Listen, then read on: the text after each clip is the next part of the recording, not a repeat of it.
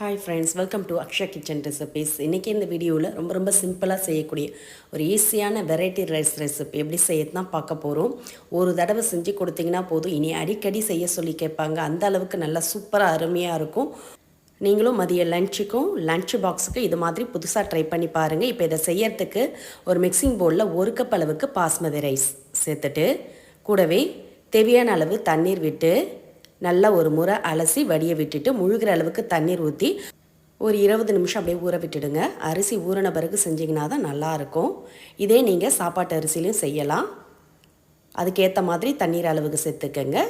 இப்போ செய்யறதுக்கு ப்ரெஷர் குக்கரை சூடு பண்ணியிருக்கேன். அதில் 1 டேபிள் ஸ்பூன் அளவுக்கு எண்ணெய் ஊற்றிக்கங்க. எண்ணெய் சூடானதும் 1 டீஸ்பூன் மிளகு, கூடவே ஒரு 20 பூண்டு பல் உரித்து சேர்த்துக்கங்க. கூடவே ஃப்ரெஷ்ஷான கருவேப்பிலை ஒரு கைப்பிடி அளவு சேர்த்து நல்லா வறுத்துக்கங்க. எண்ணெயில் பூண்டு நல்லா வதங்கி வரணும். மிளகு பூண்டு நல்லா வதங்கி வந்த பிறகு இதை அப்படியே எடுத்து மிக்சர் ஜாருக்கு மாற்றிக்கங்க.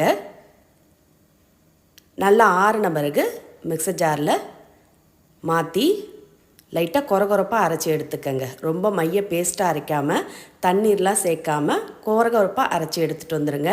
இப்போ அதே ப்ரெஷர் குக்கரில் 1 டேபிள் ஸ்பூன் எண்ணெய், 1 டீஸ்பூன் நெய் சேர்த்து சூடானதும் 1/2 டீஸ்பூன் மிளகு, கூடவே 1/2 டீஸ்பூன் சோம்பு சேர்த்துட்டு இதோட 2 ஏலக்காய் சேர்த்துக்கங்க. கூடவே மீடியம் சைஸ் ஒரு வெங்காயத்தையும் நீட்டு வாக்கில் கட் பண்ணி சேர்த்துக்கங்க. 1 பச்சை மிளகா கீரி சேர்த்துக்கங்க. சேர்த்துட்டு கொஞ்சம் ஃப்ரெஷ்ஷான கருவேப்பிலையும் சேர்த்து நல்லா வதக்கிக்கங்க. வெங்காயம் நல்லா கண்ணாடி பதத்துக்கு வதங்கி வரணும். இது மாதிரி வெங்காயம் பச்சை மிளகா வதங்கி வந்ததும் இதோட ஒரு பழுத்த தக்காளி, பெரிய சைஸில் ஒரு பழுத்த தக்காளியை கட் பண்ணி சேர்த்துக்கங்க. கூடவே 1 டீஸ்பூன் அளவுக்கு உப்பும் சேர்த்து நல்லா வதக்கிக்கங்க. உப்பு சேர்த்து கலந்திங்கனாலே தக்காளி நல்லா மசிய வதங்கிடும். இந்த அளவுக்கு தக்காளி வதங்கி வந்ததும் இதில் நம்ம வதக்கி அரைச்சி எடுத்த பூண்டு கருவேப்பிலை விழுத சேர்த்துக்கங்க. இந்த அளவுக்கு கொரகொரப்பாக அரைச்சி சேர்த்துக்கங்க. ரொம்ப மைய பேஸ்ட்டாக அரைச்சிடாமல் இப்போ சேர்த்து நல்லா ஒரு முறை கலந்துட்டு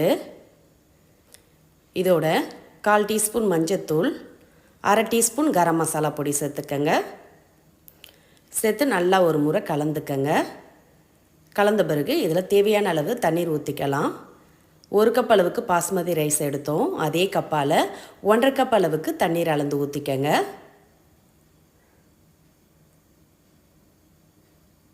ஒன்றரை கப் அளவுக்கு தண்ணீர் ஊற்றிருக்கேன். பூண்டு அரைச்சோல்ல மிக்ஸி ஜாரில் அதில் 1/2 கப் அளவுக்கு தண்ணீர் அலசி ஊற்றிக்கங்க, வேஸ்ட் பண்ணாமல். இப்போ நல்லா கலந்துட்டு உப்பு இருக்கான்னு செக் பண்ணிக்கங்க. உப்பு பத்தாட்டி சேர்த்துக்கங்க. இப்போ தண்ணீர் கொதி வந்ததும் அதில் ஊற வச்ச அரிசியை வடிகட்டிட்டு சேர்த்துக்கங்க. சேர்த்து நல்லா ஒரு முறை கலந்துடுங்க. கலந்துட்டு இதோட 1/2 எலுமிச்சை பழத்தை பிழிஞ்சி சேர்த்துக்கங்க. ஃப்ளேவர் நல்லாயிருக்கும். சாதமும் நல்லா உதிரியாக கிடைக்கும். இப்போ லெமன் ஜூஸ் சேர்த்து நல்லா கலந்த பிறகு ப்ரெஷர் குக்கரை மூடி அடுப்பை ஹை ஃப்ளேமில் வச்சு 2 விசில் வர விட்டு அடுப்பை ஆஃப் பண்ணிக்கங்க.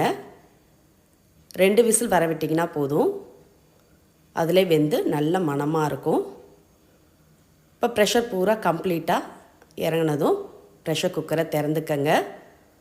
நல்ல மணக்க சுவையான பூண்டு மிளகு சாதம் ரெடி.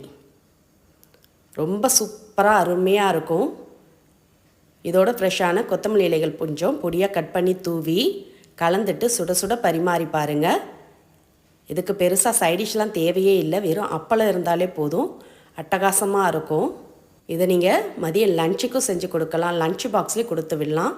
சூப்பராக இருக்கும். எப்போது ஒரே மாதிரி செய்யாமல் இது மாதிரி டிஃப்ரெண்ட்டான சுவையில் பூண்டு மிளகு சாதத்தை நீங்களும் கண்டிப்பாக ட்ரை பண்ணி பாருங்கள். ஒரு தடவை செஞ்சுக்கிட்டிங்கன்னா போதும், இனி அடிக்கடி செய்ய சொல்லி கேட்பாங்க. நீங்களும் இதே மாதிரி இதே அளவுகளோட இந்த வெரைட்டி ரைஸ் ரெசிபியை கண்டிப்பாக ட்ரை பண்ணி பாருங்கள். இந்த லஞ்ச் ரெசிபி உங்களுக்கு பிடிச்சிருந்தால் வீடியோக்கு லைக் கொடுங்க. ஃப்ரெண்ட்ஸ் அண்ட் ரிலேட்டிவோட வீடியோவை ஷேர் பண்ணுங்கள். மறக்காமல் நம்ம சேனலையும் சப்ஸ்கிரைப் பண்ணிவிடுங்க. நன்றி, வணக்கம்.